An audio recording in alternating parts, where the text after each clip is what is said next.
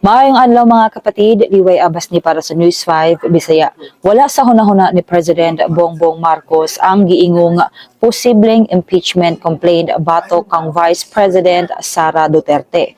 Misunod kini sa pahayag ni mamamayang Liberal Representative Laila De Lima nga posibleng gamiton nga basihan ang kasong plunder nga gifile batok sa Vice Presidente alang sa laing impeachment case. Sumala ni Palace Press Officer Yusek Claire Castro, klaro ang posisyon sa presidente nga ang bisan kinsa nga adunay panubagon sa balaod kinahanglan nga manubag.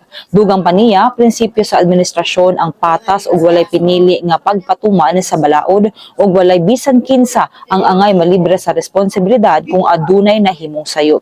Sa gingong akusasyon ni Ramil Madriaga batok kang VP Sara, giinsister sa Malacañang nga angay nga imbestigahan ang bisan kinsa nga adunay ebidensya batok sa bisan kinsang public servant. Apan gi-emphasize usab nga kinahanglan nga masiguro nga dili gamiton ang maong mga issue alang sa pamolitika. Giklaro usab sa Malacañang nga walay personal nga impormasyon ang presidente bahin sa aligasyon nga gigamit kuno ang drug money sa kampanya sa miaging eleksyon, ilabi na sa gingong personal nga mga transaksyon sa vice presidente. Kini sa mga tong update, magpadayon na sa pagbantay sa social media pages sa News 5 para sa ban pa mga balita ug update. Amping tangtanan.